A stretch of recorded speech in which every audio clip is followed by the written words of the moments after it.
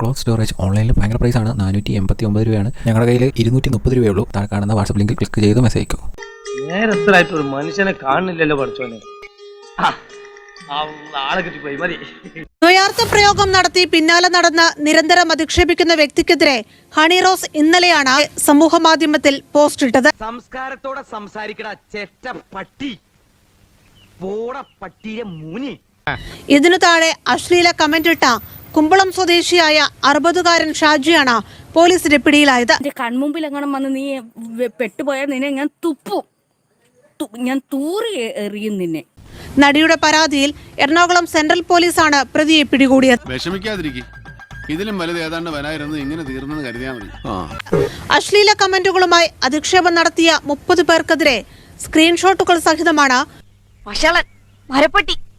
ഇവരെ തിരിച്ചറിയാനുള്ള നടപടികൾ ആരംഭിച്ചെന്നും കൂടുതൽ അറസ്റ്റ് ഉടനുണ്ടാകുമെന്നും കൊച്ചി DCP അശ്വതി ജുജി വ്യക്തമാക്കി. മതമിളകി ആന വന്നപ്പോ നെഞ്ചും വിരിച്ചു നിന്നതാ, അത് കുത്തിയേച്ചും നമ്മൾ ഒരു പ്രതിനെ പിടിച്ചിട്ട് ഉണ്ട്. ഇപ്പോൾ ഓൾറെഡി കൂടുതൽ ഐഡന്റിഫൈ ചെയ്ത് വരുന്നതേ ഉള്ളൂ. അറസ്റ്റ് ഉണ്ടാകും. ഭഗവാനെ ഈശ്വര, നല്ലത് ചെയ്താൽ നല്ലത് കിട്ടണേ. അധിക്ഷേപ കമന്റുകളിട്ട ഫേസ്ബുക്ക് അക്കൗണ്ടുകൾ ഉൾപ്പെടെ സൈബർ സെൽ പരിശോധിക്കുന്നുണ്ട്. ഇതങ്ങനെ വിട്ടാ പറ്റില്ലല്ലോ.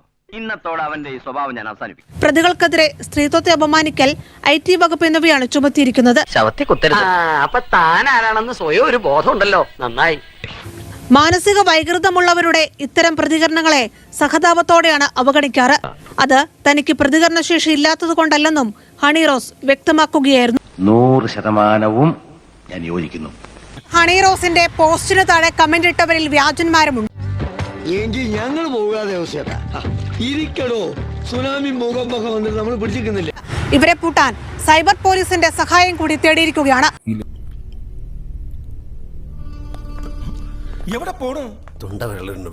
അതിനാൽ ഒളിഞ്ഞിരുന്ന കുറ്റകൃത്യം ചെയ്ത മുഴുവൻ ആളുകളും പിടിയിലാകും.